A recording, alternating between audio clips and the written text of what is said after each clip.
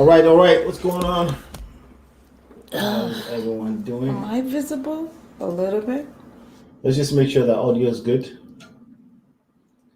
and then we'll take it from there. How's everyone doing? What's going on? Good. Can we see your face? This is me. Yeah, I don't see. All right. Just wanted to make sure that audio is good first. All right.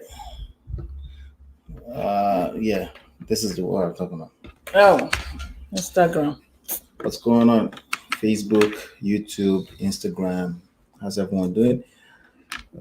Today we're talking about submission in marriage. We're talking about Tamar Braxton and her Yoruba demon.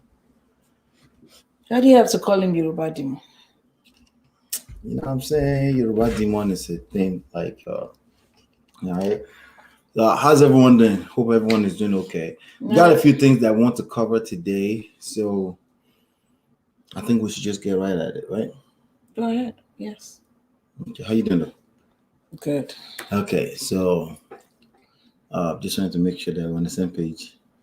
As in? Huh? As per everything, your week. We're back here. Oh. 14th episode, marriage issues.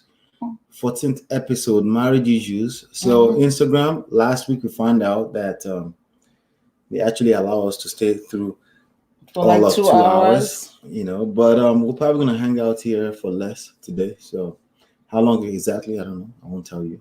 But yeah, today we have a couple of things that we should cover.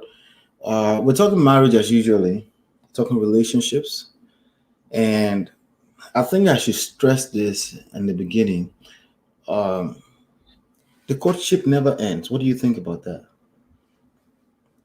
Courtship should never end in a marriage or any type of relationship, period.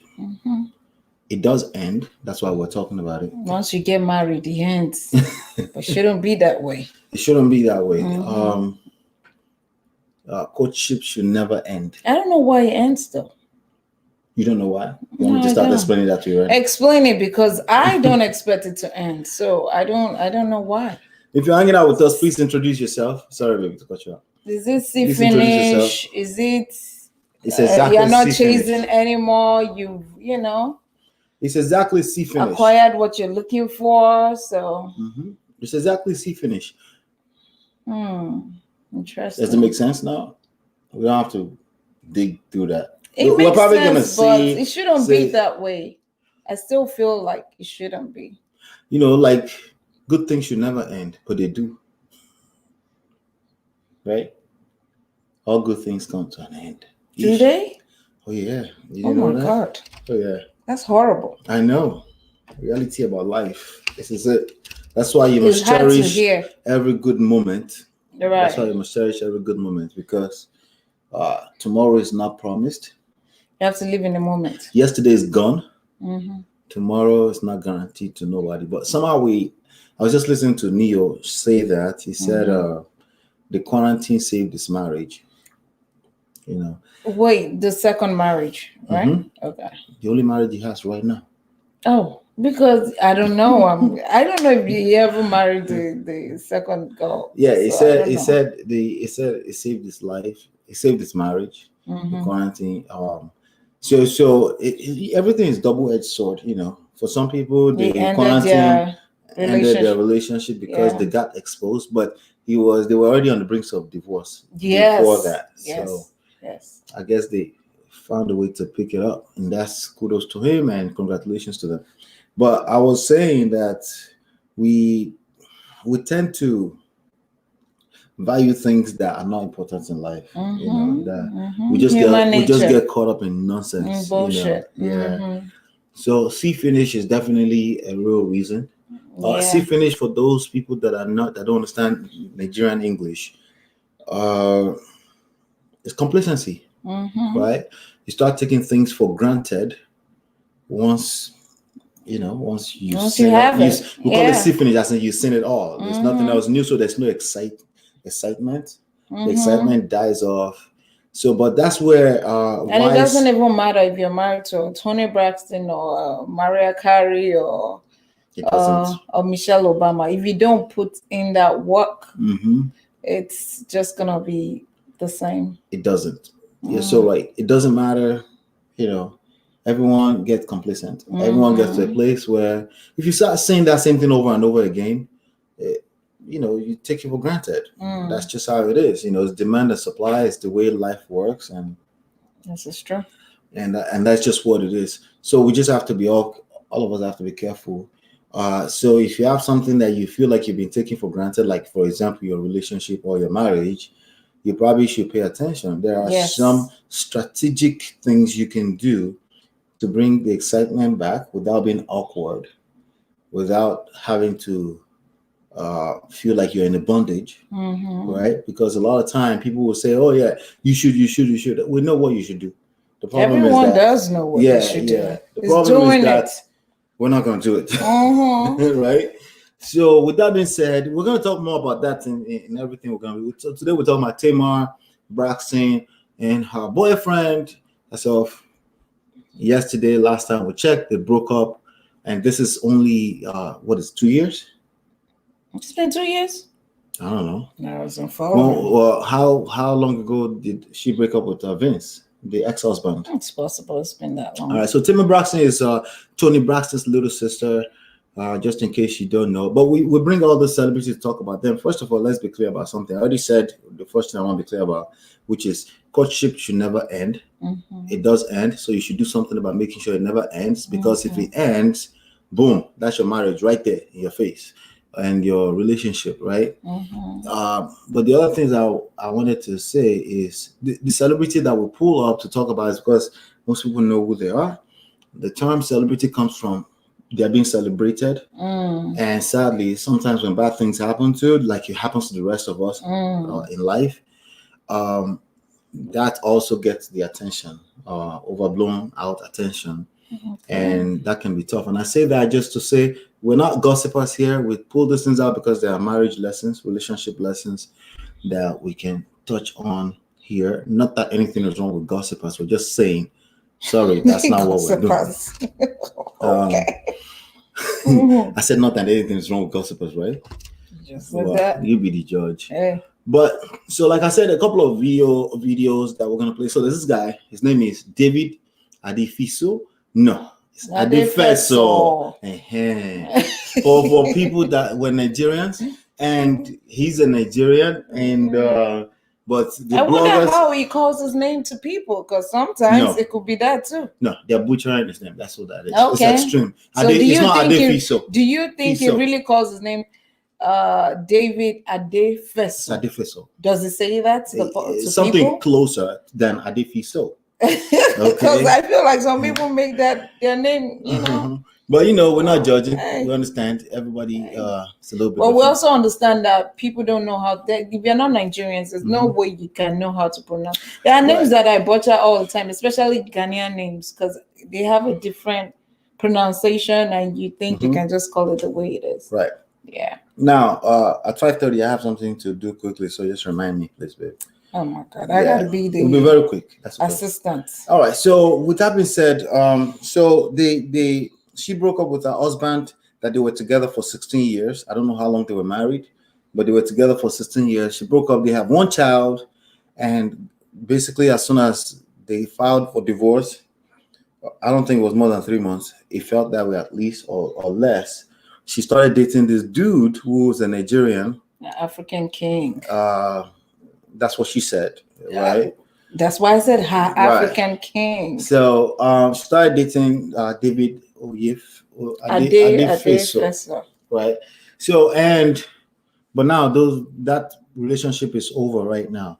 But in recent time, there are a couple of clips that came on her reality TV show, the new one, Tamar Braxton, Get Your Life. And those clips kind of reveal a lot about not just him, but all of us, that we end up in this kind of situation.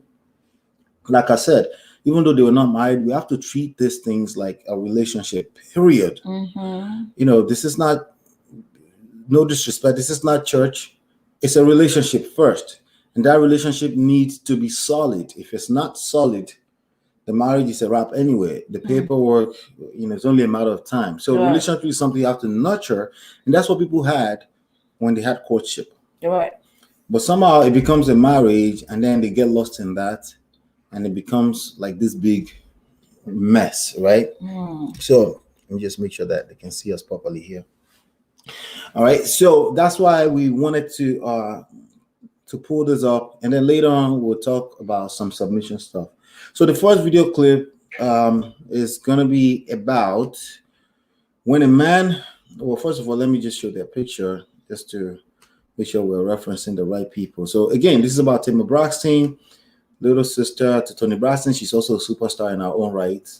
The first video is about when a man doesn't know when to stop chasing unavailable women, like Tamar Braxton. I'm going to play that clip first. I'm going to hear your commentary. I want to hear what you think about this right here. Video screen stuff, that's an easy one to do, being like, as long as you're sitting still, you can make it seem like you're within moving things, you know? Yeah. Or like, so I think that screen content will definitely help drive some of these points home as well. Yeah. With all that stuff too. I can tell something's going on with Tamar right now. She's very distracted. She's in her phone, she's texting. Okay, my baby love, you ain't got to go. But I gotta go take care of something. And all of a sudden, she just gets up and leaves. So I'm in shock. I'll be right. All right. What do you think about that clip? What do you notice in that clip? She was texting. The guy was talking to her. She's disconnected. She's not paying attention. Her mind is somewhere else. Right. Right. All right. So there's a lot. So both people can get some lessons from here. Both the woman and the man can get some lesson here, right? As a matter of fact, to be honest, that where I said when a man doesn't know, actually when a loser, that's really what I wanted to say. But I want it to be nice because it could be anybody, you know, right? So unavailable women, what does that mean to you? She's still emotionally connected to her ex. Maybe not necessarily to the ex. Maybe just not available. She's not available. Emotionally not Emotionally, available. She's not ready for a relationship. Yes, exactly. Because I don't want to make it about the ex, because sometimes when people are done, they're just done, right? Right. And it could be the ex too. You could be right too. It depends on the situation, right? So we know. I'm going to define Tamar Braxton as unavailable woman because she just broke up from a 16-year relationship. Yeah. She has a child with this dude, so it's not just going to be as simple as I'm done, right? They were business partners. Because sometimes when you break up from an ex, you know, there are different kind of exes. Some people are into each other more than other people. For them, their work and their personal life is all in together. So sometimes when that breaks up, it's hard to just disconnect, detach all the way. Plus, they have a child. They have a child together, so they are always going to be in each other's life. Yeah, and for the people that want to say, oh yeah, but they were done. Like, you know, you're right. They were done. Also, they were in a toxic relationship, right? Yeah, believe it or not, when somebody just comes out of a toxic relationship, they can't just be done. That's trauma, right? So it's not going to be as simple as, since that was so bad, you should be ready to jump at anything. So for women or men that are very quick to jump from one thing to another without working on themselves, that would be the definition of unavailable person. And sometimes it's like the fear of being alone that make people not take time to say, you know what, I just got out of a relationship. Let me even find me. Let me focus on myself before getting into another situation. But, you know, we all handle it differently. And the very idea that you have fear of being alone, that means that you really should not be jumping at anything. You should work on not having fear. You should be okay with being alone. Because if you're not okay with being alone, there's a good chance somebody else is not going to be okay with being with you. You know, you're probably going to bring some kind of toxic energy to the table. You attract something that's not the best for you. So she, in my opinion, from what I've seen so far thus far, she has been not really available, but she's been trying to cover it up with this new guy. relationship that seemed exciting, African king, all of that, beautiful, nice on the surface, right? But the reality is that for people like me, I can see behind the curtains right from the surface, just from knowing the story. Like, there's no way. Right now, it feels good. That exciting new thing feels good because it's new. It's new. You don't even know that person yet.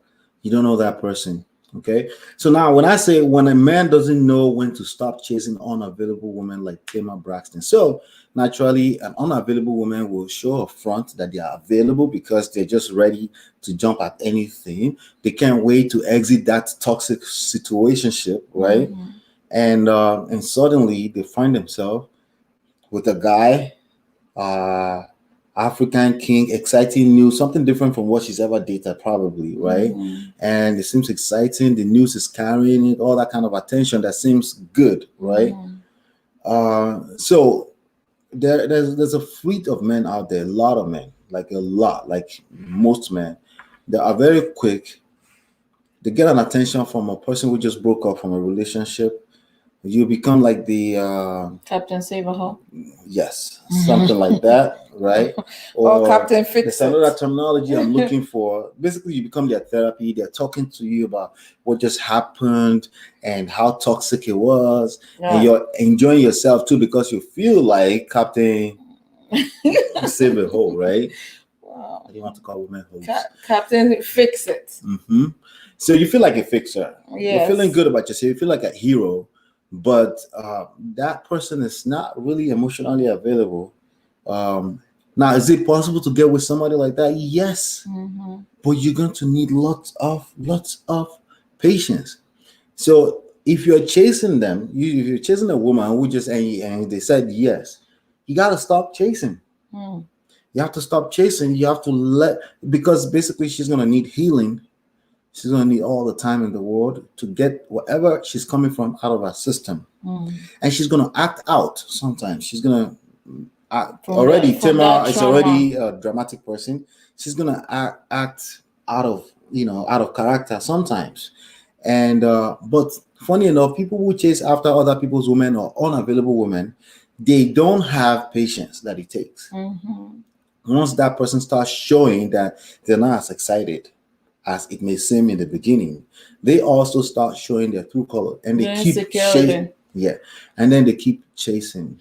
And I think especially if they're chasing somebody else woman, they kind of feel like, what if that person goes back to the ex? Yes. I feel like most of them start showing off their insecurity through that. The insecurity will come out. They will, at least subconsciously, they will sabotage whatever it is that they have temporarily there. Whatever it is that they have in the beginning, or anybody has in the beginning of a relationship, is fake anyway.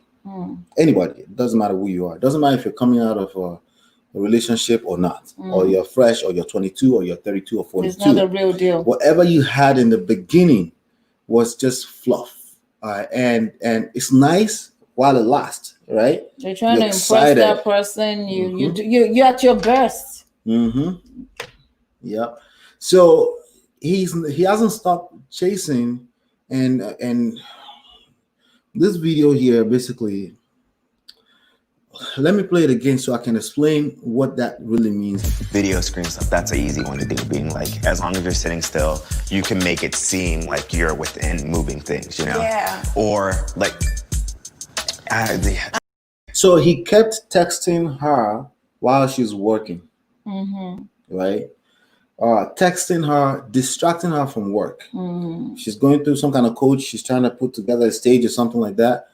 And this happens not just with people like David, but even with a husband. Sometimes maybe your woman stepped out for a minute and you just start catching serious anxiety.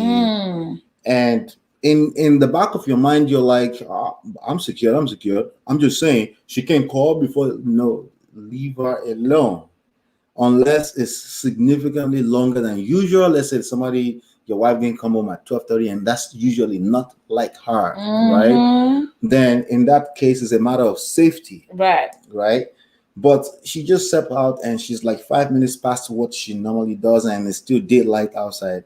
It's okay for you to relax and just assume the best case scenario. Right. In terms of there was a delay, there's a something like that. Traffic, construction. Yes. I mean, it could be anything. Or like most women, she could stop by at 2 other stores that she didn't plan to go like to go shop, like on the side, But this dude has anxiety and is busy trying to transfer the anxiety on a person that's working in the name of whatever is going on in the relationship. He basically lost it, right? But like I said, when you're texting like that, you're chasing. So if you've always chased and you're the one doing that, you have to know when to stop. Just under normal circumstances, you have to back up, especially if the person is coming from a relationship that's either toxic, long relationship, a good relationship. Something happened in that relationship that it ended. Right. So we're not just going to assume that relationship was good. That's not what we're saying. We're saying it's raw. It's not about right and wrong. That she's still raw. The last thing you want to do is be on her ass like that. Right. All right. So that's one. All right. So this next one that we're going to talk about before this next one is when a man loses his cool with unavailable women, right? So we're going down a path here, right? So I'm going to play this video. I want to hear what you have to say about this video. I didn't want to end that, but got 3 minutes to take care of that. All right. I don't mind Vince coming around at all. What I don't like is when he walks into my home and I don't know he's there. What man would be comfortable with that? And guess how I found out? Logan. Daddy came in the house and he came to put me to bed, and I'm like, okay. And I brought it up to Tamar. She, it got heated. It was not good. It was not a good conversation. It was not good. Wait, hold. All right. So he lost his cool. Yes. What do you think? I feel like he's complaining about boundaries. Like for him, he felt like Vince coming into the house while he's not home is disrespectful. And Tamar not even telling him that, oh, Vince stopped by is disrespectful. And then on top of that, he had to find out from their son. From Vince and Tamar's son, right? And to him, that's like the biggest disrespect. So he felt some sense of betrayal or sorts. I don't know what he was thinking, because for me, I feel like you have a woman that has a child with someone else. Look, Vince and Tamar, they're not just the normal exes. They were married for 16 whole years. I feel like in the beginning, if you're not going to be cool with Vince being around, sometimes you should not even be in the relationship. I feel like Vince and Tamar still have that best friend stuff going on, because Vince will fight for Tamar anytime, any day. Anytime she's ready, if he's smart. It doesn't mean that Vince did not do certain things that he was accused of doing while they were married. But if somebody else tried to violate the mother of his child, he will like throw down with that person. That's the kind of friendship that they have. So regardless of how toxic that situation is. So it's very important that David is a strong person. But at this point in time, we now know that he's not that strong to handle that kind of dynamic. It's this kind of situation that people call blended family. If you're not okay with seeing that person, then you can't be in a relationship with me. So I think he's in the wrong relationship, honestly. All right. So thanks for bringing us up to speed on that. So let's assume that we don't even know what happened there. Right. When a man loses his cool with an unavailable woman or unavailable, I said women, I keep saying women, but women or with unavailable women in general, like Tamar Braxton, right? Okay. When a man loses his cool, right? It's not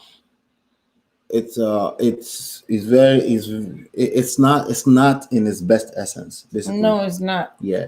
It doesn't look good. It's gonna look stupid. yeah, it's just gonna look stupid. Why? Oh yeah, men should just be emotional. Well, I'm just telling you right now, it doesn't look good when a man loses his cool.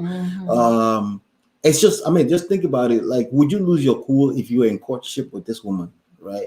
So you wouldn't, right? Okay, let's assume that, the woman was wrong too. She did something. Whatever happened, she shouldn't have allowed, like you were saying, she allowed the ex into the house, right?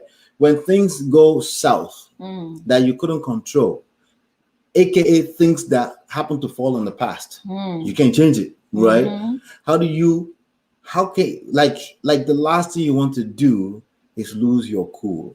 How do you handle that? And if you want to sit around and compare yourself to women and say, but it's okay to women to do it, but if you want to do that, it's almost like best luck to you, because you can't win that game. You're always going to lose at that game. And that's what I felt that was more about for the general public, right? Let's assume that they were wrong, that Vince came into the house. We're going to talk about the other things, all right? You shouldn't lose your cool, especially if you're with somebody who may be unavailable yet. You're going to have lots of patience. Yeah.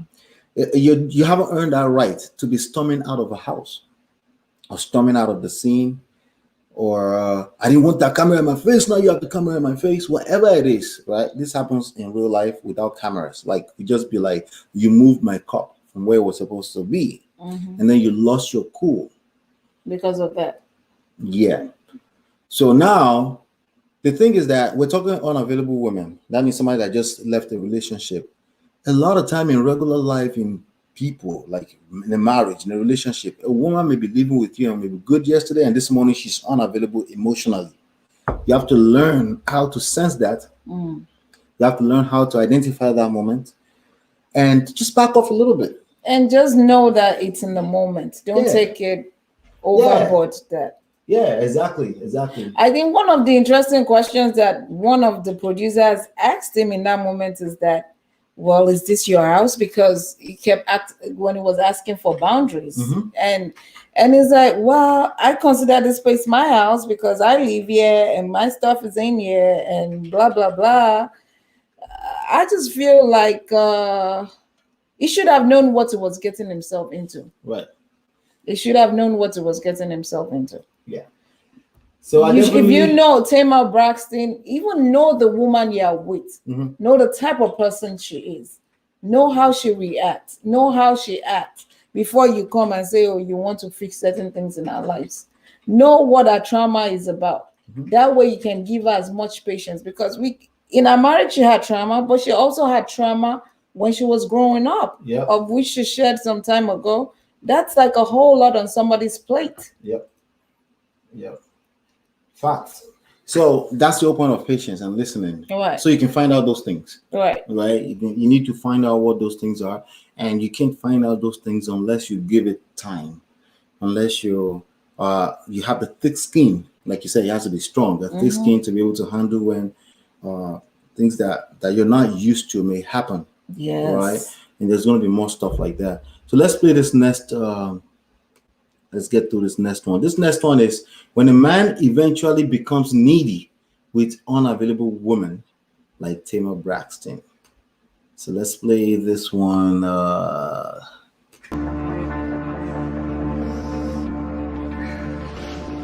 Hey. Hi.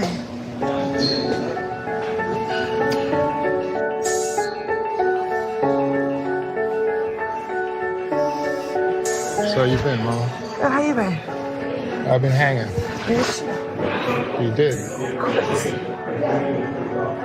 We miss you. I miss you guys a lot. You do? Yeah. So how that work? How you miss somebody and like get ghost for a day? For 24 hours. That's a long time. It's the longest I think we've never talked. I really don't believe a person shouldn't be talking for 24 hours. I think that's like for kids. You know, when you're grown, you address the issue and you keep it moving, you know what I'm saying? Like, you just don't be like, I ain't talking, or I'm just gonna watch this phone go to voicemail. Like, I think that's immature. I gotta take some time to think things through. I'll tell you why. I have no problem with Vince, but How do you show up in a man's house when he's gone? I heard he's been coming into the house more than once. Yeah, but Did you know that? coming to the house That's to because take... he's been walking into the house more than once. All right. He came into the house more than once. So again, we're talking neediness. Yeah. Let's focus on neediness. What do you see that's needed there in that clip? He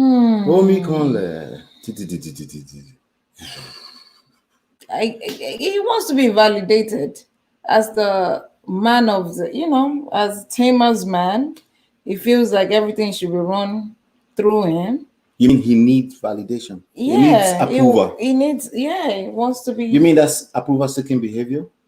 Kind of, yes. Yeah. He needs her to, respect him. He's asking for respect. Yeah, and he's asking for respect. And when you ask for respect, if you have to ask for respect, you're not gonna get it. If you have to ask for respect, something is already wrong, and we don't know what is wrong. We're not talking about the people, okay? Because the people can be wrong, and people are always going to be wrong in relationships. Things will happen where people are going to do wrong things, right, or right things, or whatever.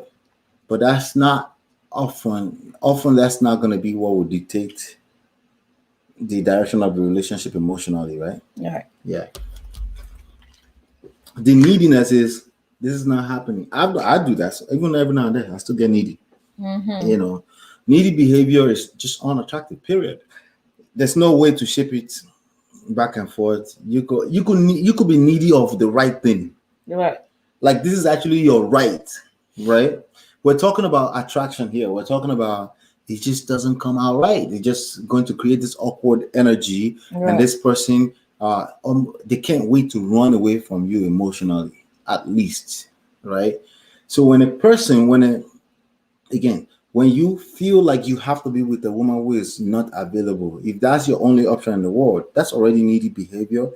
If you're not just being effing buddies, if you're not just in the passing, if you're not just dating, it's okay to date a woman who just came out of divorce. That's fine. But again, you can't be the one coming there and demanding all this stuff, because what happens is that she's giving you all this attention. She's loving it because she's happy to get out of this situation, right? And you get used to it. And then when you're not getting exactly that, or she's not falling down to your feet every second anymore, you start whining about it. Or you feel like she's distracted with her ex. Yes. Like, the father of her child. Yep. Coming in every now and then. That's what's you going have to be able to handle that. If you can't handle that, you can't go into relationships like that. There's so many single women out there that don't have kids that you could be with. Especially this type of relationship, you shouldn't. You should avoid it, because it's not like you wouldn't know. But we're just saying this is what happens when you go into a relationship with an unavailable woman. You get used to this unnecessary level of attention that you're getting from her because she's excited to exit another situation. But it's a setup for failure oftentimes. So you have to be on your toes and understand that everything, like no condition is permanent, period. Right? No condition is permanent. So if you get used to that now, you're not demanding that the ex-husband, who they're still emotionally connected because of a child, because of a whole human being, a whole 7-year-old human being, right? They're still connected. You're now demanding that it can't come around at certain times. The thing is that what's the right way for a man to handle that? From a woman's standpoint, right? You just broke up with your ex-husband, you're with a new dude, and the dude is kind of like, your ex can't come in here anyhow to pick up your child. How would you? If it's just coming to pick up the child, I don't see why that should be such a big deal. I would expect that the man that I'm with is very confident. He knows that this is what it is. This is just a relationship where a child needs to see the father, and he needs to be comfortable with that. Because I feel like most people, maybe I shouldn't say most people can be considerate enough. Me, I'm a considerate person. So I feel like what I won't do to you, what I don't want to be done to me, I wouldn't do it to you. So I wouldn't be so comfortable. I mean, whoever the ex is, if that was me, Vince won't be coming into the room and all that. But there are also times that the kid wants daddy to read him a story before he sleeps. That's not a big deal. So I understand. I expect my boyfriend to understand that can happen anytime, and he should be comfortable with that. He shouldn't just assume that, oh my God, I'm losing her, because this is his own insecurities again. I mean, usually the person causing drama is maybe the baby daddy. Right. Maybe he's taking advantage and trying to rub him off. But you have to let that person say, you have to let him show his ass. Yes, so that Tamar, patience to let him can say, look, Vince, you can't come here doing this. This is some and that takes lots of patience. But if you're like, look at what he's doing. He's doing this, he's doing that. If you're the one calling it out, you're gonna come up as insecure. See it. Exactly. She's not gonna see it. You have to be patient. So maybe you're not insecure, you're gonna come up as insecure. Right. Anyway. And it's just as good as being insecure. You might as well be insecure if you're gonna come up as insecure. I mean, hey. Because you're gonna have the same result. Might as well own the title, Right. So needy behaviors is very common. That's when you're whining, and you may be on your right. I'm just saying you're coming off as needy. It's unattractive, and especially with unavailable women who just came out of a relationship and we're still very raw. It's not going to work out. But like I said, a woman, period, or even a man can be unavailable emotionally at any moment in time. You have to know and be sensitive to that and just say, this is not the right time. I have this need. I would like this. I would like that. But be sure you have to learn how to constructively, in a constructive manner, have a way to request or demand what you want without coming off as needy. I mean, losing your cool, right? It's definitely needy behavior because like nobody likes that. Even you don't like that. You don't like that emotion. Reason. Yeah. So let's move on to the next clip here. Drum roll. So this one says, when a man finally reveals his controlling behavior to unavailable women like Tamar Braxton. You see how I'm equating across board, right? It could be raw woman, a raw person, a person with raw emotions who just came out of a relationship, but it could be somebody in the moment because everything is really in the moment, right? Either way, it's the same thing, right? But this is how we show our ass when we lose our cool. Controlling behavior, if you don't know what that looks like, let's check out this clip.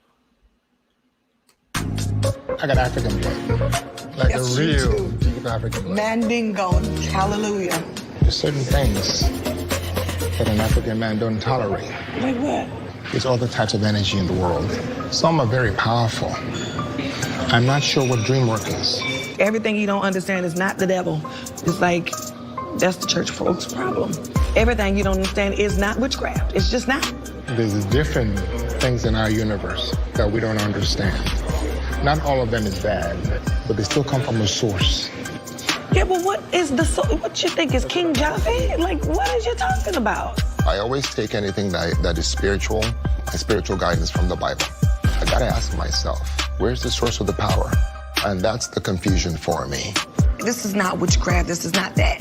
This is writing a note to yourself, believing that you have the answers, and manifesting them. If she can make you do that, that's a special woman. I'm telling you, she's popping.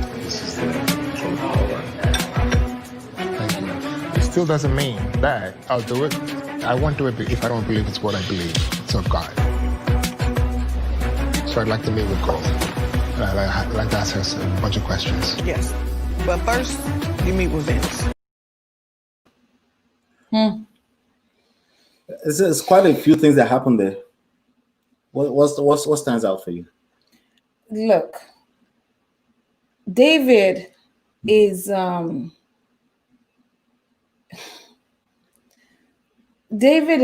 Nigerian, okay? Okay.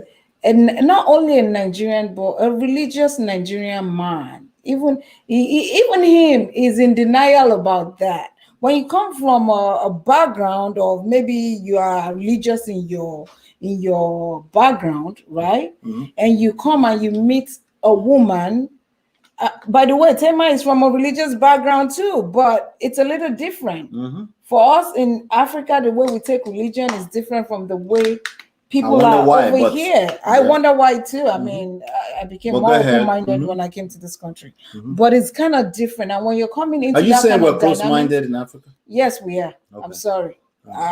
We are close-minded. It's just what it is. We're not allowed to express ourselves. When you express yourself, you're a troublemaker. Point blank. Period. Well, David is sure expressing himself right now, and it's going wrong. Well, David, the problem with David is he's not being open-minded. First of all, you're getting a relationship with someone from a different culture, someone that is a celebrity. There's nothing celebrities, they have different kind of things that they do, like that dream therapy, or what is that? That's a first for me. I've never heard about that before. But there's so many things that comes out of Hollywood that celebrities, indulge in. She's a coach. She's a dream coach. She's a dream coach. And literally dream, as in like dream when you're sleeping. Right. Okay. Right. So I'm thinking it's some kind of what do you call it? I always have trouble with hypnosis. No. He hypnotize, You're looking for the noun. Yeah. Is it hypnosis? Yeah. That sounds wrong. So let me finish my thought. I'm sure somebody will correct us. Anyway, let me finish my. I'm far away. Sorry. So he's coming into a world that is so different from his. Right. And I know a few people like David. Okay, they maybe came here when they were teenagers. Right. They think they are Americanized. And then and then it gets real. The core of them is still traditional. You still want to hold on to your SU beliefs. But isn't it when it's comfortable that they do that? It's only when it's comfortable and it's in their favor. Then the truth comes out. Okay. It's when stuff like this happen. When the real gets out. Yeah, because it went as far as calling that some kind of, him and his friend calling that some kind of witchcraft. Which is not necessarily true. If you don't know something, it's time to learn something new. He didn't call it witchcraft yet. Just in case somebody want to come for us. He didn't call it witchcraft yet, but there's a preview of him calling with witchcraft. One of his friends that is a religious person. He was talking to another person who was a Nigerian, right? A Nigerian. Gotcha. He's quick to call that witchcraft, but there's something that when you don't know certain things, you have to be open-minded to at least listening. Be patient enough to know 100. What is this about, because this is your spouse that is indulging in something like this. You might at least want to know where they're coming from before bashing that. So in going for her like that, he's already losing Tamar right there. It's like, now you're telling me what to do. As a matter of fact, that is controlling. In my opinion, that's controlling, because she got that dream coach for some issues that she's struggling with. Right. And for that he clearly couldn't help with, because if it could help, he couldn't help with. I mean, if it could help, she wouldn't be looking for help. The least you could do is to be patient to see what the result is, to see what the outcome will be, bashing or calling that name. So he was totally wrong, but I don't blame him all the way, because the core of him is traditional, even though he doesn't want to acknowledge that. You can wear dreads all you want. You can wear clothes like you're Americans all you want. But inside of you, if you're not open-minded, it will come out. Like a smoke. But that's real everywhere across board in life. Right. And especially in marriage. You have to be open-minded. Sometimes you have that anxiety that comes all over you, and it makes you want to, 1 second here, fight it. You have this. You see something that you're not used to, something that different, that's a little strange to you. But it has nothing to do with safety and physical safety and security. Right. So you want to stop it. And that's the worst thing that I see a lot of men do. Because you're not used to that thing, you're not familiar with whatever that process is. You've never seen it. It's out of your comfort zone. Right. But I always say, unless you're about to hit your head on the concrete. Some kind of physical safety or security issue, then I would say, lady, stop. You're about to hit your head. But if it's just a difference in opinion, in outlook, or different opinion in how we look at something, I'm gonna let you go and flow. Yeah, I'm married to you. Yes, I'm with you, right? But I'm gonna let you do your thing.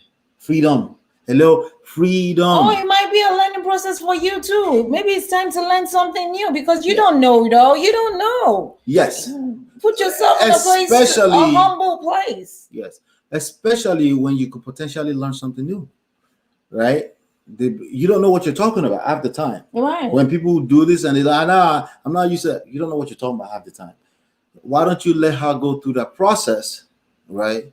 And just be a support system, which is what you're supposed to be in the first place. But usually what happens is that they come out with a controlling behavior.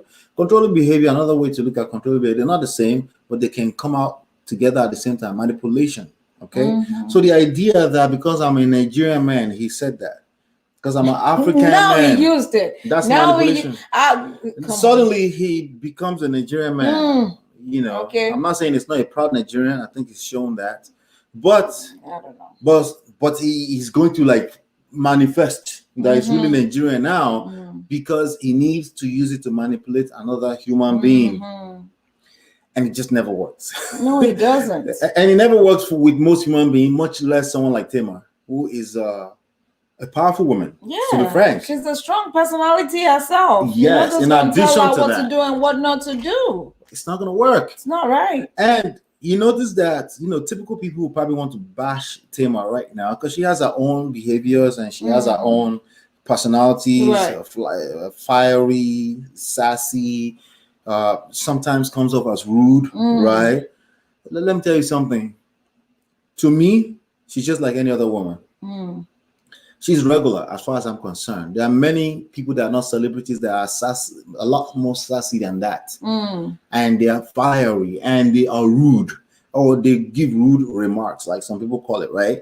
Just because they're not feeling good in the moment or something. They speak blunt. Yes, there are many people like that. So that's not anything out of ordinary. Okay. And a man also bringing out controlling behavior and manipulative behavior, it's not out of ordinary either. No, it's not. It's so common too. It's that's why we're talking about this. Something he doesn't know. Yes. So he tried it, like Tamar would say. He tried it to try to manipulate using the African thing because we're not used to that.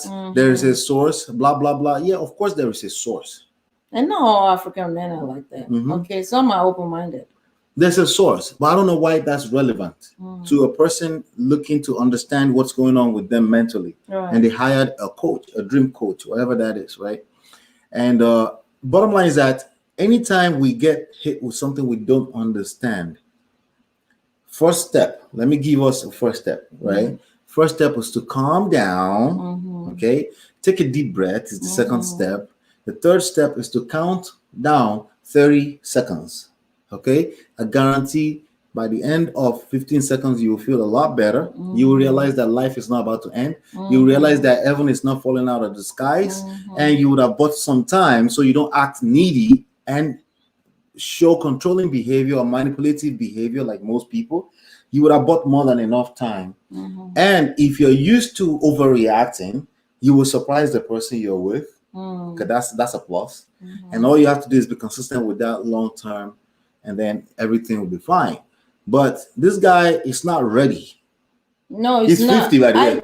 He's 50 old. And he's not ready for a know. relationship, much less a relationship with an unavailable woman like Tamar Braxton. He's not ready. And what the controlling behavior is a defense mechanism, right? It's like, yo, I found myself in the middle of nowhere. I don't know. I don't understand. I think one of the things that threw him off was the dream coach did say that she can't have sex for how many days? Is it 45 days or something like that? Yeah, 45 days. He was thrown off. So let's talk about that.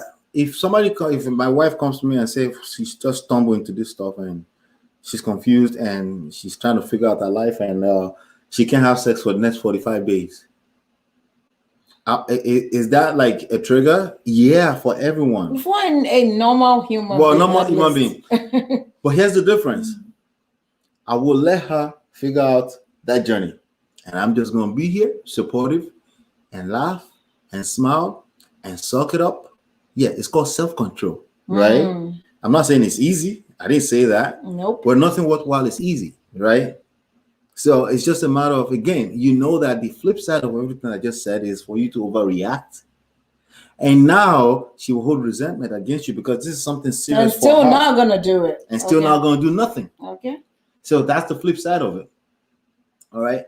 So yeah, let's pick on the last, before we go into talking about submission today, let's pick on the last segment of this Tamar situation. So this one is when a man sets boundaries. See, you were jumping Umbe earlier. Wow. For unavailable women like Tamar Braxton. So how I feel about boundaries is that in life there are boundaries. There should be boundaries because we tend to it's a form of a guide, right? It's not necessarily some kind of it's not some kind of controlling anything. And this is the problem. Sometimes boundaries and controlling behavior will cross paths or we how do you say that? Interweave. Yeah. Like it's confusing. It's on a blurry line. No, we should have boundaries, but actually you're just being controlling. And you're not being patient. If you're talking about boundaries, then it's the two of you agreeing, not just coming from one person. When it's coming from one person, then it comes off as controlling. And the keyword phrase is comes off as, which means it has the same effect of an actual controlling behavior. Okay, because it's about feelings. We're talking feelings always, right? So if something comes off as controlling, it doesn't have to be really, really controlling before you get that same reaction that you will get if it was a controlling behavior. Right. So in either way, we are in this mess. Okay, so you have to learn how to react to that. If you're being accused of having controlling behavior, how do you react to that is key, because if you react like that's not controlling, well, that reaction is also controlling because you're not listening. You're still not listening, right? So let's play this last clip. And this one says when a man sets boundaries, right? So let's go about the one to set the boundary with him. You have to be the man and make me comfortable about the situation and have a conversation with Logan's dad. Agreed. That's real. So he said, you have to set the boundary. And she said, no, you have to be the man to make me feel comfortable. And I can't tell you how many times I've heard women will say things like, no, we're equal partner. But in the same breath, they'll tell you, you have to be a man. Happens all the time. Happens all the time. They will remind you that you're not being a man, you're being a wussy. So, so what's the problem? They don't know what they want. Again, you're a man. You need to figure that out. Because at the end of the day, you want a relationship with this woman, right? And you love to be in a relationship with this woman. So you don't get to be like, they don't know what they want, so I'm just going to go home and not be with the woman. That's not what you want, clearly. So you have to figure something out. Yeah. So he's saying set boundaries. People are very quick to throw that word around. Set boundaries, blah, blah, blah. They're very quick to do it. But like I said, a lot of time it crosses the line of just controlling behavior. Or somebody is actually setting boundary because you are actually mannerless and you accuse them of controlling behavior. That happens too. Right? Somebody is trying to like, hey, I don't like this, but you're very quick to accuse them of controlling behavior. That happens too. That's why I said there's a blurry line between controlling behavior and boundaries. I actually feel like boundaries again have to be an agreement between the two people. You cannot be setting boundary by yourself. That is controlling.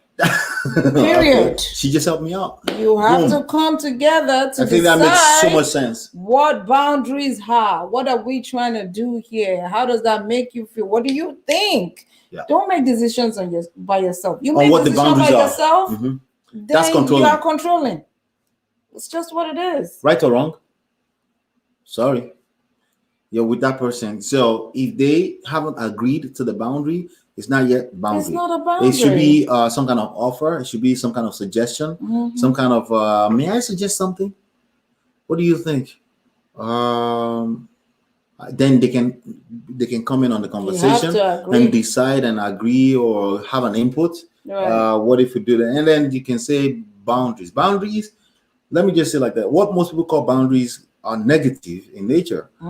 And if it's a real boundary and it's going to help your relationship or your situationship, it shouldn't come off as negative. And the only reason why it to come off as negative is because in the first place, that wasn't boundary. That was controlling behavior.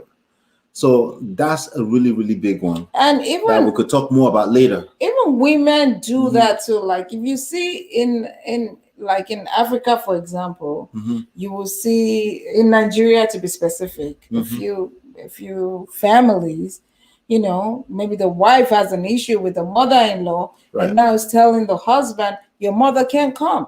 But then our mother comes anytime she wants without even writing a letter or calling. That is not boundary. It is not. If the two of you sit down together and say, okay, and discuss before our moms come, this is what we want. And it has to be fair. Yeah. It cannot be one is better than the other. So who is deciding what's fair? Because sometimes you say something is not fair, the other person feels like it's fair. You have to reach an agreement. So if you don't reach an agreement, we're doomed.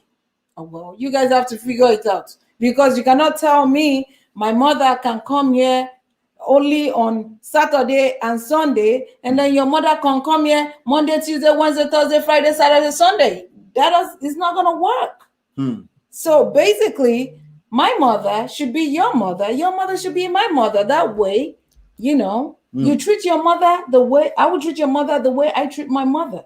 And that's fair. I'm just saying, this boundary thing. I mean, people are controlling. People do these things. I don't like that person, or I don't like my husband's friend. Oh, so he can't come here. That's boundary. No, that's not boundary. That's not boundary. You decided that on yourself. And that you makes decided no by sense. Yourself. Yeah. So boundaries, honestly, you got to sit down, you got to talk about it, you got to come to an agreement, and you got to reach something that is fair enough for the both of you. That's what I call boundary. I agree 100%. Absolutely. So you got to be careful when you use the word boundaries. Make sure you're not just having controlling behavior. Make sure you're not being manipulative. Obviously, anything can be used as a manipulative tool, right? Yes. So one of them is boundaries. So you start setting boundary, but guess what Tamar, in good Tamar fashion, did immediately? Set him straight. And say, no. You got to make me comfortable. You're going to make me feel comfortable. And that's a fact. And she doesn't feel comfortable. Some people will say that's a narcissistic behavior. Hello, welcome to the real world. Hello. She's telling you what she wants now. So you want to call that narcissistic? And you want to be in a relationship, that's completely up to you. So she's telling you, if you want to be with me, this is how this is just what it is. If you can't deal with it, then bounce. So when you bounce, we figure out if you actually want to be here, because basically he had bounced a day before, he couldn't hold the school, and then he sent a text. Well, after not communicating for 24 hours, then he sent a text to let's meet and have some kind of lunch, right? So again, all kind of childish behavior everywhere, but it's not just him. It's a lot of men who do this. They don't know how to maintain their cool. They overreact, right? And they use controlling mechanisms to try to see if they can still control and fix the emotions. The only way to fix the emotions is to be cool with yourself. Just be okay by yourself. Just be okay being a man, regardless of what your woman does. She will come back. You gotta let her go. If she needs to go right now, she will come back to you. If you just calm down. Well, I think some men, I don't know, maybe where we grew up, and some men feel like in order to be a man, you have to be controlling. And I've heard these things. I've heard men say, oh, she's not respecting you. You need to beat her up. Then she'll learn to respect you. Can you not control your house? You can't control your home? Exactly. I mean, growing up in an African that control home, has a different meaning. That's what they think. They thought they're saying that more of a positive thing. Like they're saying that more of being able to control your house is a good thing, right? They're saying that if you want to control your home, if you have a woman that is being disrespectful, then you gotta show her, like smack her up. She will respect you. Whoa. I've had that. I've had that. Like you see all those older men, I'm talking about older generation African men, sit down together and say, I won't take that nonsense from a woman. I will smack her up and she will get it together. Yeah. So for me, well, I many feel people like these days won't admit to being able. They won't admit to I will smack. Many people will not admit to I will smack out, but they may eventually end up doing that. No, I think things are changing because I have to be fair to the men of this generation. And that's what I was trying to drive at. Okay, Yeah, a lot of African men of this generation that I know don't even touch women. Yeah, they won't touch, but they're still controlling. They still have very they still have that traditional behaviors, core of which their fathers actually smacked their mothers and stuff like that back in the days. So and that's things are changing. And that's where most of the work comes in. Somebody says, how did they meet? They determine what transpired between them. Bro, long story. Let's see if we can catch up by discussing other things. What submission in marriage is not? That's a question for you, babe.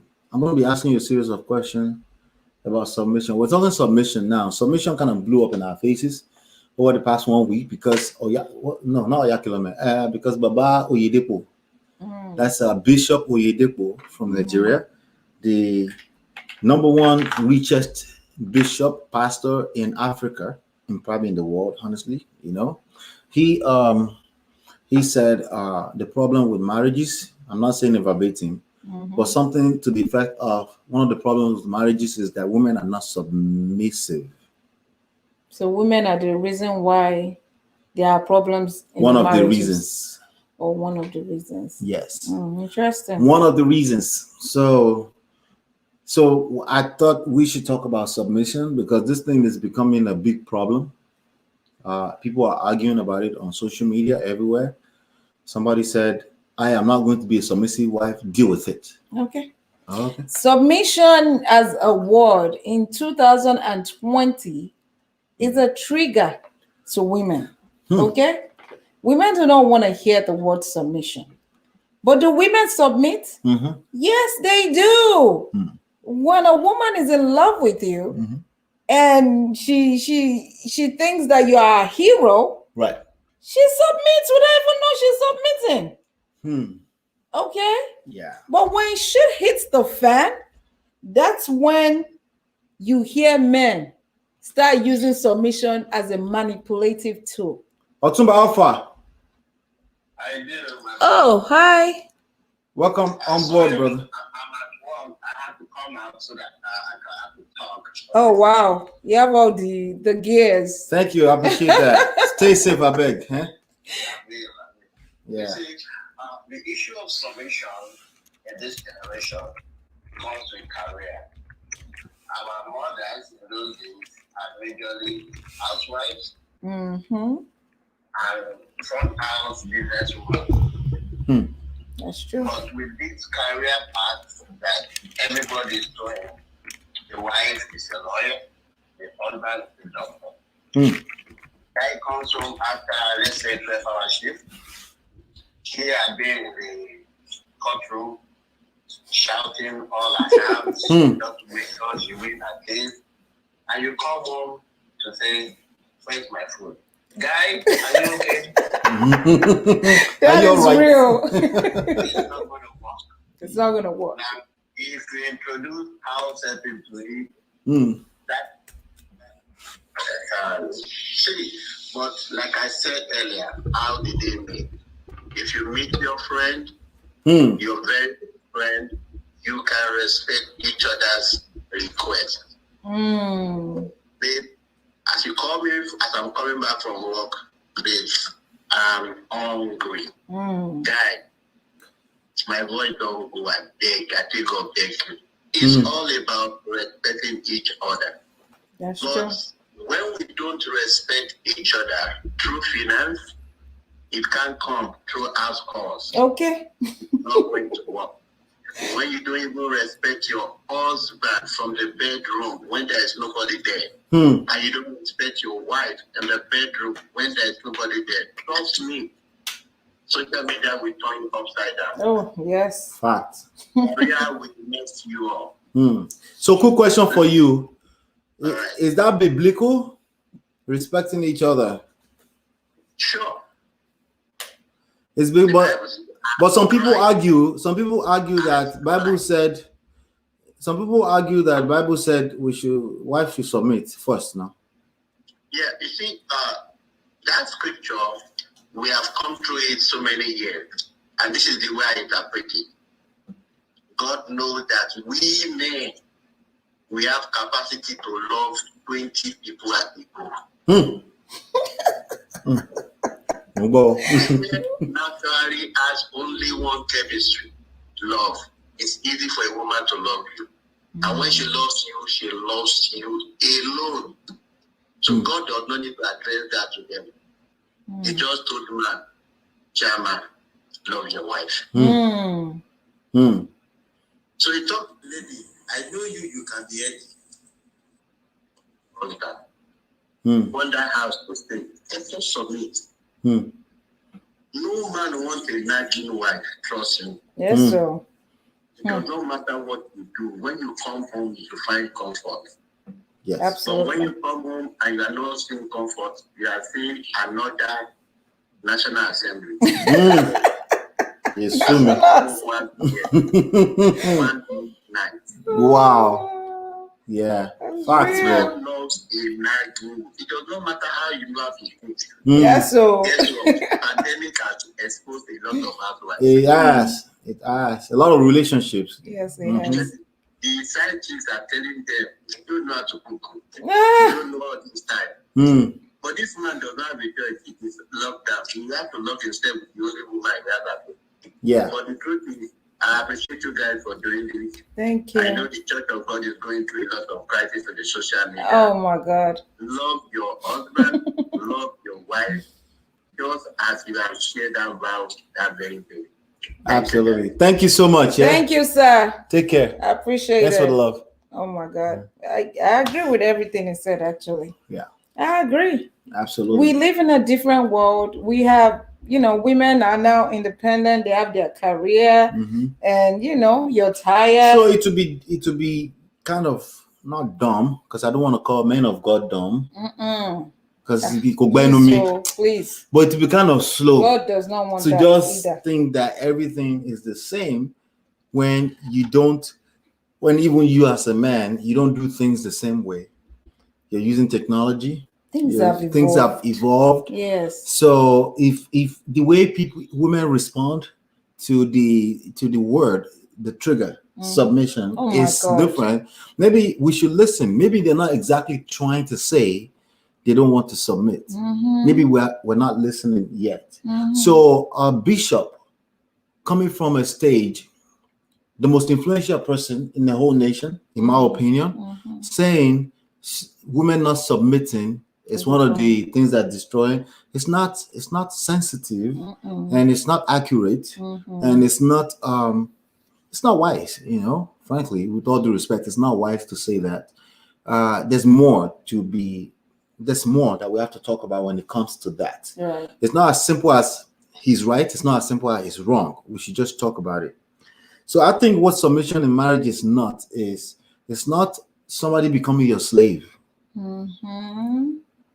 Okay. So I'm saying this to men who don't realize that they're actually turning women to slave. Believe it or not, a lot of people don't realize that their behavior is a master slavery type of relationship behavior. They don't realize that, but I'm just letting you know right now. When you say that, it comes off as you are saying somebody should become a slave. Then for women who have issues with this word because it's a trigger, submission doesn't mean you become a slave. That's not what it means. That's not what it means. So let's just get that out of the way, right? So we can discuss the next part of this. Now, what is submission in marriage, and what does it look like in marriage?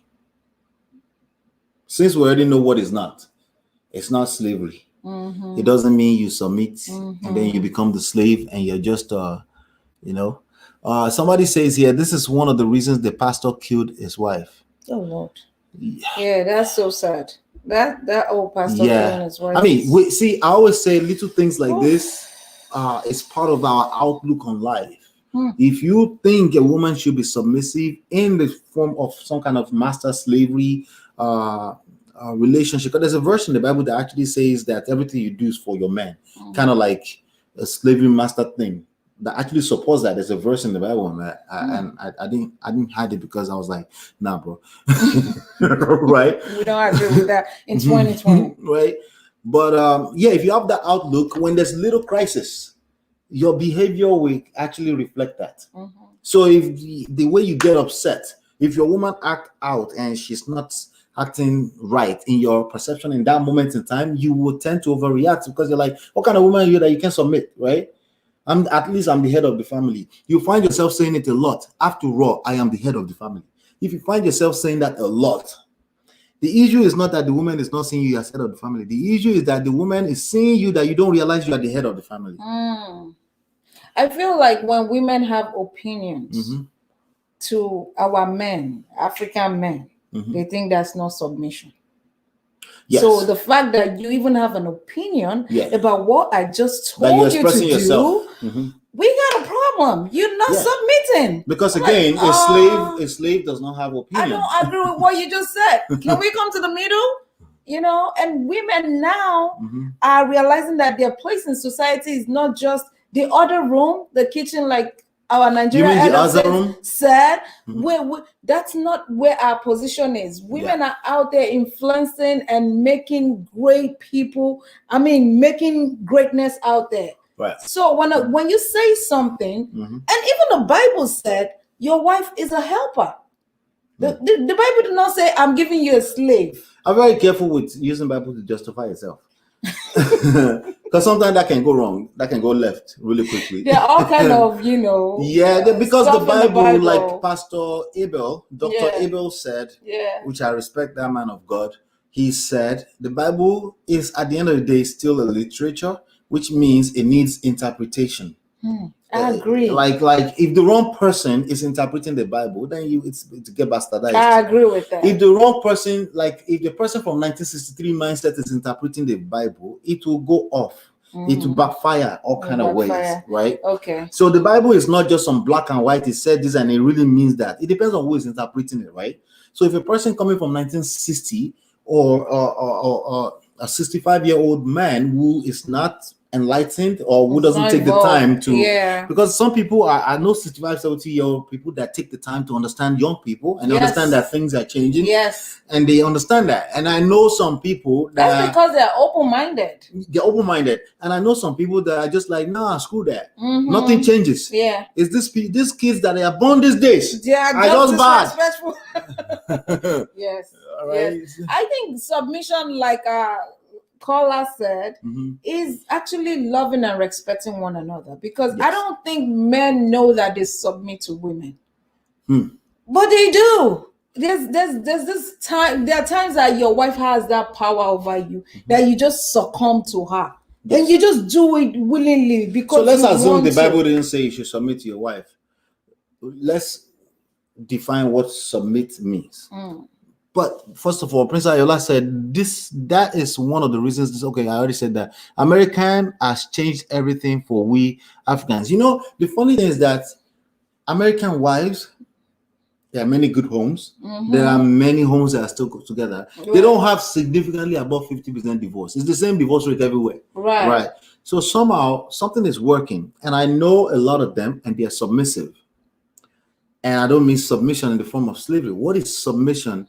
It's giving. Okay, it's giving yourself into a person. Yes. Right. If I just say, see, people do this when they are dating. Remember I said earlier, when the love is, all strong and stuff. Exactly. Remember I said earlier that courtship should never end. Right. When you're courting a woman, do you not submit?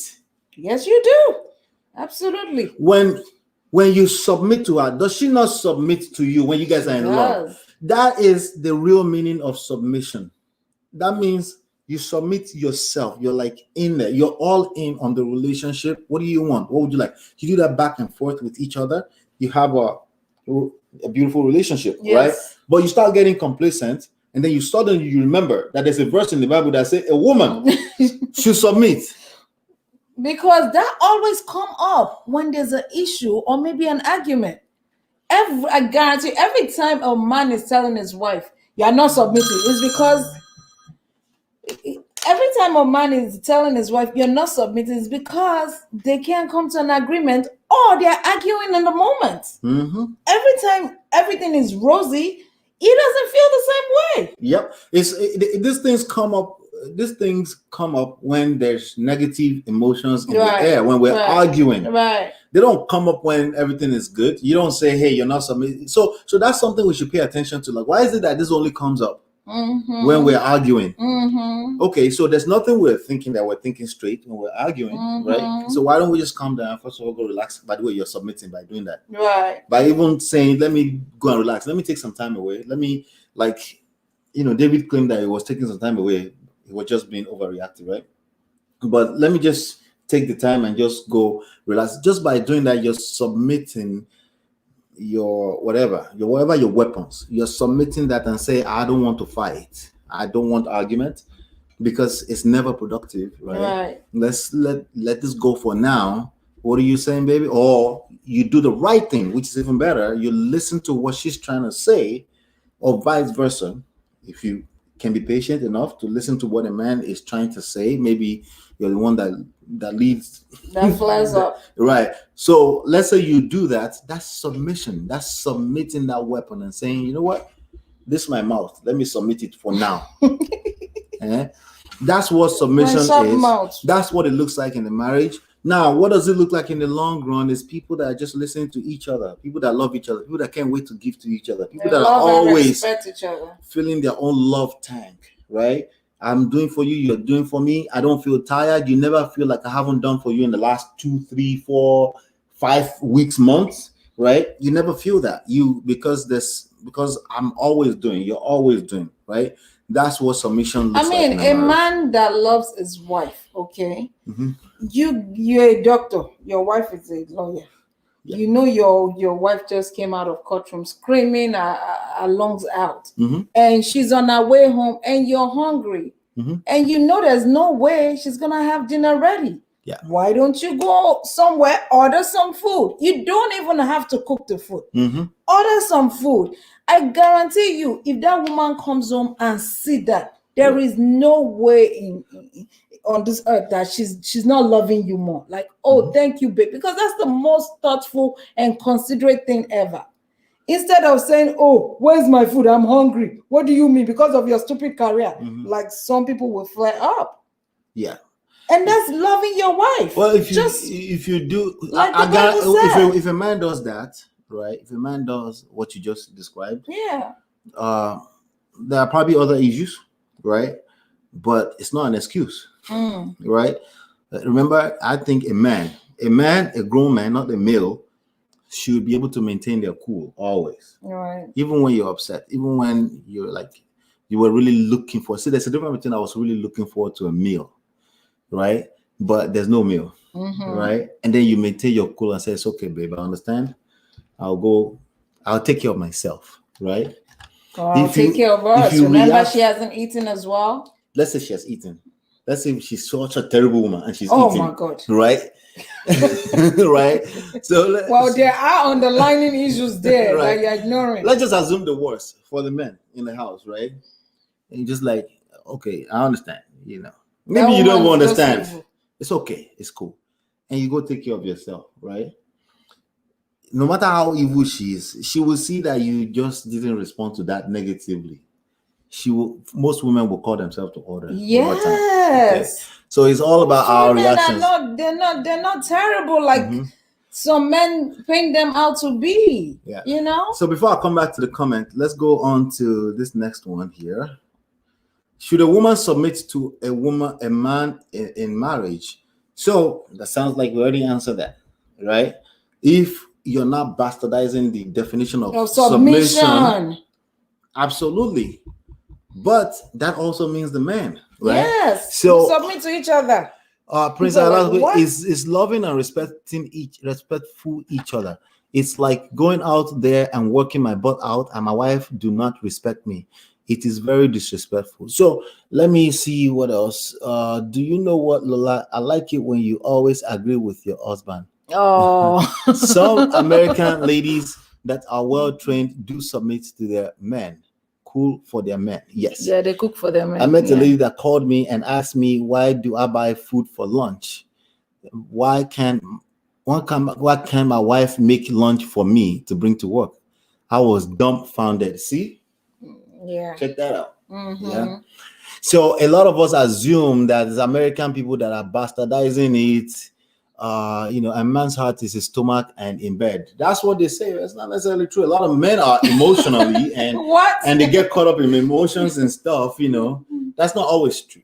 But I like there are men that you give those two things to, food and bed, and they still act out of normal. But that's a different topic for another day. Right. But back to what you say, you always agree with me. Is that true? I do for the most part, if it makes sense. But well, we're kind of on the same. If it doesn't really make sense, I might say, okay, I don't believe that. I don't agree with that. Yeah. But it doesn't have to be like it's going to be a World War III. I think submission, respect, and trust. Those three things, right? Yeah. Trust, submission, and respect is earned. Okay? It's better to earn it too. Okay? Let's say it's not earned. Let's say there's a rule or there's a law in the Bible somewhere that says, no, a wife should submit first. That's the way it goes first, because ladies first. Right? So when you have crisis, those rules should go out the window. Okay? Now you are a leader and you want to solve a problem. You should lead that dance. Okay? So what can you do to command respect? Because in real life, I guarantee you everywhere you go in this life where respect is something relevant, right? It's earned. Yeah. You have to show traits of somebody that could be respected before people respect you. It's not the other way around. It's not like, they should just do it for you first and then you will respect them. It doesn't really work like that in real life. And plus, let's even assume it works like that. Like I just said, if there's a crisis, that means things are dysfunctional. So it's time for you to give, aka submit. Give into the situation sustainably, patience, right? Meaning it may not work the first time, it may not work the second time, but patiently. See, this life does not tolerate vacuum or people or the law of reciprocity, right? It will come back. Yes. It doesn't have a choice. It will come back, or whoever you're giving into that's not reciprocating will self-destruct. Yeah. And then there will be space for you to attract the right things into your life. So I always tell people, if you find yourself questioning trust, it's because something terribly already went wrong. Yes. And the best thing is to not talk about it and build trust, which means you're not talking about it, right? The actual actionable things you're doing over time, over a series of time, that people naturally, they build trust. People don't have a choice than to trust you when you show up all the time. Yes. Right? The same thing with respect. There's a way you show up in any marketplace, in any public gatherings. There's a way you show up that people don't have a choice than to respect you. And the same thing in a relationship. Nigerian politician, though. Huh? Except to be a Nigerian politician. So what do you mean? What do you mean? Elaborate. Politicians. What do you mean? They just don't respect themselves, and they command respect everywhere they go. No, but that's not sustainable either. They insult all the young ones. They don't have a voice, and they expect to be respected. It doesn't make any sense. No, that's not sustainable. That's why I said, except you're a Nigerian politician. No. What I'm saying is that it may seem like it's sustainable. You're saying except like that rule doesn't apply to them. It applies to them. No, it applies to them. Yeah, it's only a matter of time before they lose. They're already starting to lose respect around the world. I think Yaya Bello, they just took his visa. He can't enter US because they say if you read the election, you can't enter US. And if you can't enter US, it's like you might as well not go to Ghana or anywhere else, because if you can't enter US, don't leave Nigeria. That's the way they take it. Stay in your country for now. That's the point. Like, it's only a matter of time. It's not sustainable. It may take 100 years. I want to say that, but your Bible says, like it's one day. It may be a couple of generations. Yes. It's not sustainable when you don't act like a respectful person, but you're getting respect. It's not sustainable. No, it's not. It's not sustainable, So we talked about trust. We talked about respect. Submission. If you have to ask your wife For submission. Something already terribly went wrong. Yeah, right? I agree. And you saying you can't submit does not make us suddenly want to submit. Because I feel like a woman would naturally submit to a man that she loves. Yes. And a woman will not love a man that she does not respect. Mm-hmm. So if your wife is in a place where she does not respect you, she's not in love with you. And if she's not in love with you, she can't submit to you. Point blank period. Yes. A woman that can't respect you cannot love you, right? And respect is earned, right? And yes, in the beginning, when everything is rosy, you know how you earn that respect because you're new. It's exciting, right? But that's going to evaporate. We all know that, right? And once it's time that the real person start kicking in, right? They're like, this guy is disgusting, or vice versa, right? Mm-hmm. And then naturally, when you don't respect a person, it's not an action word like that. It's only Nigerians or let me say Africans, actually Nigerians, Yoruba people, that think respect is an actionable thing. That's something that you command in the purest form of respect. People don't have a choice than to respect you. Right. The one where you say you just want to dobale prostrate, those are not respect. Those are. They can actually prostrate to you and say, "We're anybody." Exactly. I didn't cuss you out. Have you ever heard "we're anybody" before? Right? Yeah. Like, why are you calling me "body" if you're gonna still call me a mad person? Yes. Like, that's not respectful. So wouldn't you want respect in its purest form, where that person actually wants to respect you? Yeah. And even if they didn't, they're like, this guy, they're just in love with the idea of respecting you, right? That's a better form of respect. Submission, believe it or not, all women, most typical women, they want to submit. Yes. Okay, they don't, or let me say it like this: they don't like the word submit, but they don't have a problem submitting. Right. They right. Submit, but they don't even know they're submitting. How about that? So let me see here. I'll come back. Let's go on to the next one here. So should a man submit to a woman in a marriage? Yes, as long as you're not messing up the meaning of submit. It means give. Should they give in and go all in on a marriage? Yes, do everything in your power. And but if a man is not showing up, you can't. It's going to be extremely hard for a woman to submit. Yeah. If man is not showing up like a man, How should a wife submit to her husband in marriage? We just talked about that, but let's go on here. How do you earn it? I guess my thing is going out of work and bring food to the table. And that's what the Bible says. Men will go out and work hard to eat. And I will do that, and someone will disrespect me. That's not cool. Like myself, I make sure I work hard to take care of my home. That's beautiful. Fact. If women do not respect, there's no love. Fact. Yes. Every country have their own culture. That's true. All right. So let's talk about that part, right? So keep in mind that everything we're talking is feelings. Your marriage and the harmony in your marriage is driven by the feelings of everyone, right? So I found myself in that predicament before where I was saying, but I take care of the family. I pay the bills. I'm like, right? What did I do? I said, but that's what a man's supposed to do. Yes. You're going to get that. That was a reaction. Yeah. You're not going to get, oh, thank you. I should start respecting you now. You're going to get Telenco. The attack. And before. And the friend comes in. And before, Uncle, why do you say that in English, American English? That's what you're supposed to do anyway. Like, duh. Yeah, like, duh. Yeah. Like, that's what you're supposed to do. Yeah, like that's what you're supposed to do. Like, what you need extra accolades. But this is how I say it. So if you say, I pay the bills, and I'm like, okay, you pay the bills. If I wasn't here, wouldn't you pay the bills?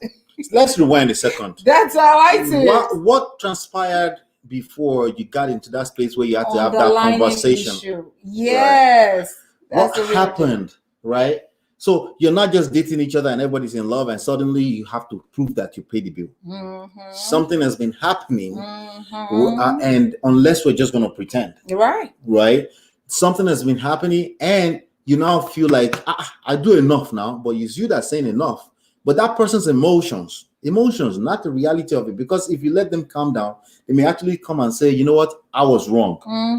Right? They may actually say, you know what, I could be better the way I reacted or the way I treated my husband yesterday. Trust me, it will happen, but only if you're patient enough, right? Yes. But if you're always in their face trying to remind them that you pay the bills, you're going to create the opposite reaction of your desires, right? Your desires to get them to see that, hey, I appreciate what we got going on here, but you're also not patient enough to let them see, because it's better when they see it. Absolutely. But because you're pointing it out, they're now building slowly. They're building additional resentment. Like he even thinks it's something because he paid the bills. Who does he think he is? That's what you're going to get from a typical woman in 2020, especially, right? And we still don't get to give that as an excuse. Okay, so you're right. Maybe if she's acting out right now and she's nagging or she's doing some behaviors that only you know, right, that is not desirable, right, and you call it disrespect. I didn't say a woman will not disrespect you. What I'm saying is that if you want respect, there's something missing. You have to start building, and you're going to earn it over time. So for the most part, in this kind of typical situation, is the overreaction. Don't overreact. If she's acting out and she's acting disrespectful, you have to be patient. Your normal reaction, take that out of the table. So whatever she's getting a reaction out of you that she's enjoying subconsciously, right? She's enjoying it, and you keep giving it because she's like, he thinks it's something. But okay, you pay the bills, and she's doing that, right? But you're showing up to the table, and you're bringing some additional emotion to the table, maybe overreaction, maybe the way your stank attitude because you feel disrespected, right? Take that out of the table. Act like you're self-sustainable. Act like she wasn't there. And I also think that, it's not very common with most, with some African men, like they don't know how to ask their wife, are you okay? What is going on with you? Instead, they take it as an offense. It's an attack. Yeah, like, it's an attack. What do you mean? I paid the business. Like, someone is reacting to something. You don't know what's going on. Right. At least you want to find out what the problem is. That's a good point. Don't think it might not be about you. They might be going through something. Yeah. And you're just a trigger. You're not being You're not being a loving husband in that moment. Say, babe, what's going on? I see that you're a little down. Yeah. They just act like that doesn't exist. Oh, she's a crazy woman. Kilo Shelley. You can't even Kilo Shelley. Are you okay? Wow, what's going on? How was your day? Instead of Timo Shishelo Lataro. Or one corner. Because again, think about it. That reaction is a response to the fact that you felt attacked. Because we all have feelings, right? Yes. The idea that I pay the bills. If I ever have to say I pay the bills, if I have to spell that out, right? Even if I really do, by the way, right? Even if I overdo it, right? Even if I pay the bills of all your family, right? That's arrogance. If I have to, it's not arrogance, so it's fact sometimes. If you pay the bills, do you have to rub it in the eyes of you're supposed to pay the bills. Well, it's terrible when women say that. Let me just tell you that. Okay, wait, calm down. Hey, men want women to depend on them, but they want to choose how you depend on them. No, you want to choose too when you want to be equal. Let's be equal here. See, okay, so the same way women are, the trigger for women is submission. The trigger for men is equal. They don't want to hear it. Well, you have to ask most men. Well, for most men, you're right. With that for most word men, yes. Equal. You're right. For most men, for me, I don't mind. Whatever you want this to be, that's exactly what it is. Yeah, even land. But most men feel the need to prove something. That's what you're saying. Yes. Okay. Yeah, I agree. Let's see. Okay. So yeah, it's common sense, but it's not exactly in that common sense. So it's not exactly in that sense. You have to unlearn some things and learn. So it's saying that you don't need to point it out what you do, that it should be common sense. It's not just common sense, it's a fact of life that you pay the bills. You, as a man, but as a king, you don't need to point out what you do. You don't need validation. You're so on point. You don't need validation. You don't need to seek approval because it's done. It's fact of life. And if you just stay out of their face, right? And I like saying it that way. It makes sense when I say that, right? If you stay out of their face when they're acting out like you don't pay the bills, like you're not showing up as a man, it's just they're caught up in an emotion. You have to be man enough, have enough patience, and let them walk through that, right? And this is very difficult to do in the beginning when you start practicing this, but over time you get used to it. Plus, they get used to it. They know you don't overreact, so they love you. When a woman knows that you don't overreact or you don't get caught up in their own BS, they don't have a choice than to respect and love you. Yeah. But they have to trust you. Remember, trust is built over time, right? So if you've always overreacted, remember, they don't trust that you're not going to overreact tomorrow. Yeah. Right? They're watching you. They're watching you. They're gonna test you. And you have to do that consistently over time and be patient with that. Eventually, she's gonna be like, she's gonna like I was talking about, if I have like a little pain here, right? It's usually like long after the pain has gone that I remember, like, what happened to that pain? It disappeared. Even you won't forget, how she'll forget. But you will have a blissful relationship because you don't overreact. You don't assume that whatever she's acting out of is about you. You don't assume that.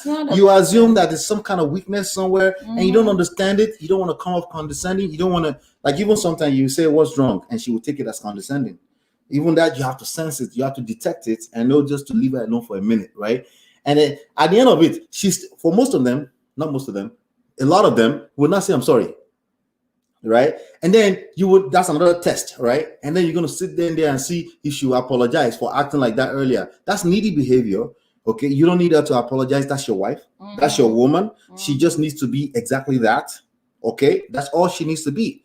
Title, just that title, right? When she feels solid enough, you're not the one that will tell her to cook for you. No. It's better, by the way, when she decides that she wants to cook for you, right?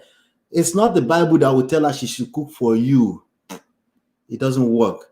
Especially when you have to point it out, it will work against you, right? It's better when she says, you know what? I'm cooking today. You know what? I cook every day for my husband. Or if you feel so, and there's nothing wrong with you coming to your wife and say, babe, let's say everything was good. And you say, I would like to take lunch to work every day. Imagine a wife in that space where she said, oh, yeah, we can make that happen. If she's in a place where it's like, who is your slave? That's not the issue. There are other issues. And you can't sweep things under the rug because most women, and I can tell you, most women, they are, they love to nurture their husband and their children. Yes. This is very natural for them. Natural. You don't have to tell them. They want to make sure you're good. They cook for you. They make sure you're because the thing of pride for you guys too, right? Yeah, it is. So if a woman is in a place where she just can't stand your ass, yes, she will not cook for you. And you will have to see what the underlying issues are. If you don't fix those, because think about it. When men come off and say, but I pay the bills. Women together, but I had your kids. Exactly. I sleep with you. I cook for you. I clean this house. Imagine we're not doing war. The point is that. Are you kidding me?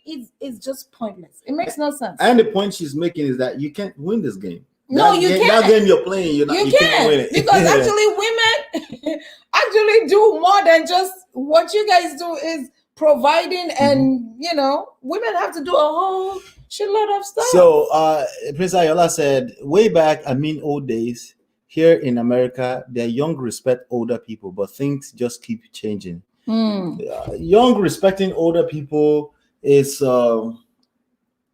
culture. That's just culture. That's actually any value you get out of culture is all you get from that. Right. You're not gonna get extra value from the fact that you respect an older person outside of just cultural. Right? But when you respect another person, just another human being, just being in the business of saying you have a different opinion, but I respect that. Yeah. Right? Like even if they're younger than you, the rewards are greater. Yes. Than just I respect older person just because they're old. Yeah. That's not enough. That's useless. I think one of the lessons that stood out to me when I first came to this country and my first job, this guy was like maybe in his 70s and he's like, hi, my name is Bill. Just call me Bill. And I'm looking at him like, oh no, I'm not going to call you Bill. I call you Mr. Bill. Mr. Bill. And then I call every time I call, he's like, why do you call me Mr. Bill? Mister is not somebody part of that my can name. give back to your mother. You don't have to. But to us being Africans, that's what I said. It's so weird. It's called calling culture. an older person by the name, and I still find it hard to do. I can't call an older person by their name because that's the core of my own, background. Because it's called custom, yeah. culture. You're accustomed to it. Right. It's generally, in the grand scheme of things, useless. I guess when you say you have culture, whatever benefit comes with having culture, I think there are some sentimental values to that. That comes with it. But it's different from respecting another person, because that person will be forced to reciprocate somehow, some way, or the universe will reciprocate when you just walk around and respecting human beings as just human beings. Yes, right? Absolutely. That's it. But every older people you see, you respect, but every other people you said to hell with them. You're not going to benefit anything out of that. And I actually feel like, respect comes when you actually respect yourself. We have people out there, you maybe older people just making a mockery out of themselves, and they expect people to respect them. It's how you carry yourself. That's how people are going to respect you. That's why you have to, respect is earned, period. That's it. Period. People can say, oh, good afternoon, sir, and all that, and still look at you like that useless man. You're still not respected. Yep. And that internal energy that they're carrying around is a lot bigger force than what they show by faking it. Because it's not real, like we just said, right?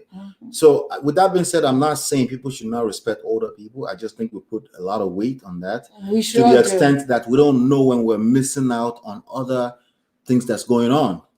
Or you don't respect your elders. They're saying your bishops are basically wiping and bankrupting the whole country, but you're busy saying older people.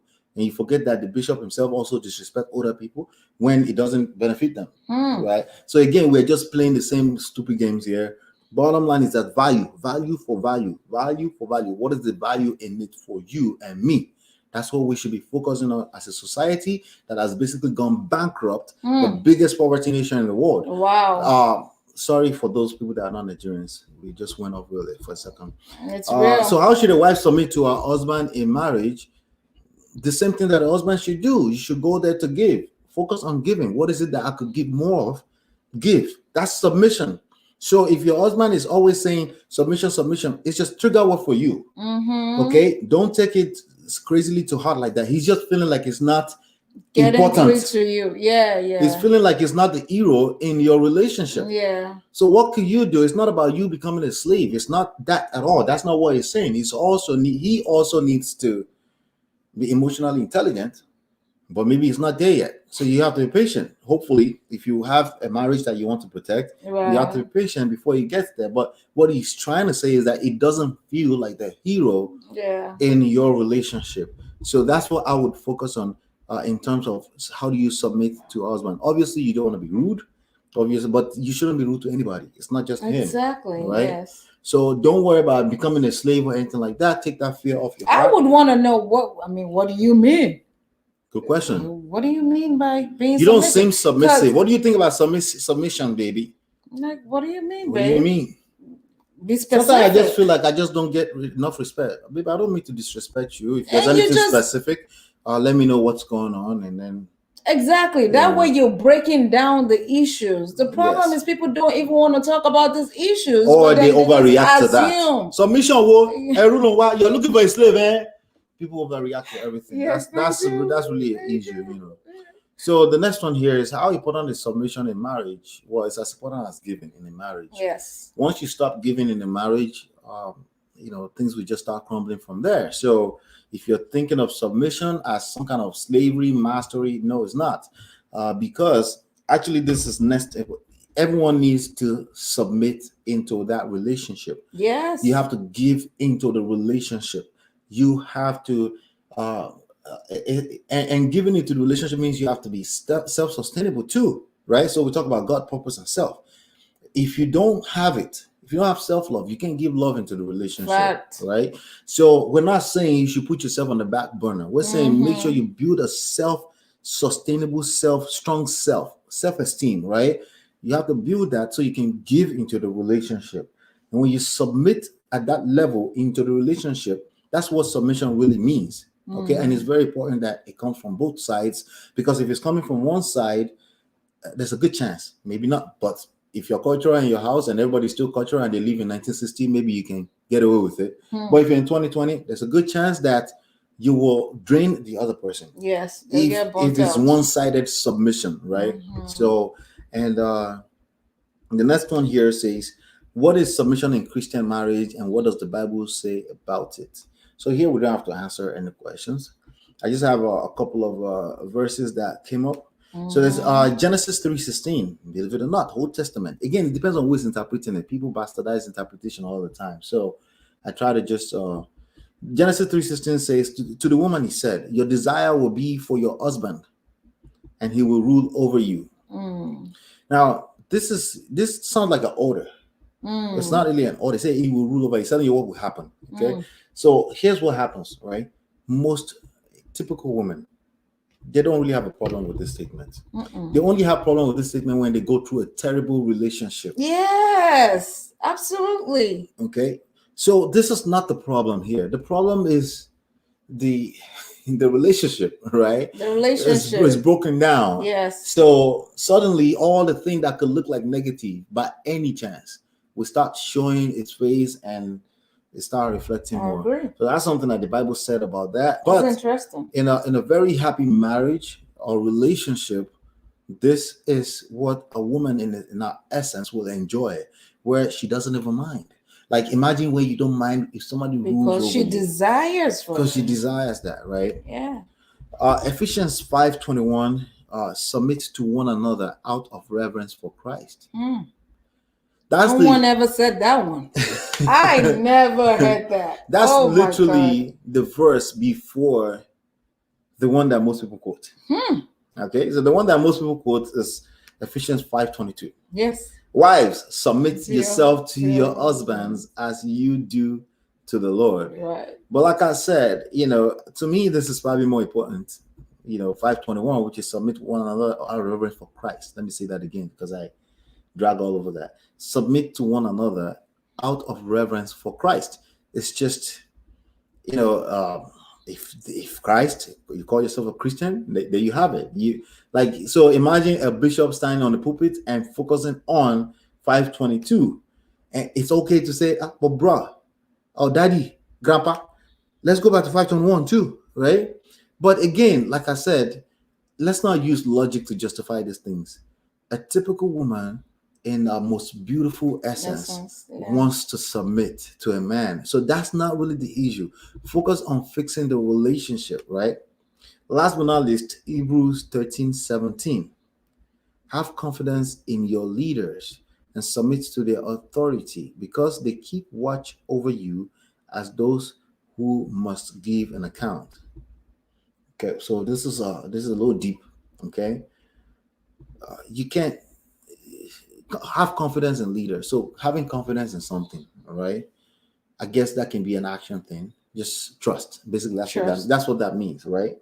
But when it comes down to it's like an action, it's not really an action. It's because somebody has shown up like a leader, right? True. You show up like a leader. People don't really have a choice than to have confidence in you because you keep showing up. You keep showing up, right? So it sounds like that is indirectly telling people that if you're not a leader, you're not a good leader. Don't expect that somebody will submit to your authority, right? So it works both ways, right? But if you're a leader and somebody is not submitting to your authority, they will self-destruct. It's only a matter of time. Just be patient. You're not the one that will do the work. You won't use manipulative behaviors, controlling behavior to get them to self-destruct, because that will backfire because you will look at the bad guy. But when they self-destruct, if they just don't belong there, which is not most women, right?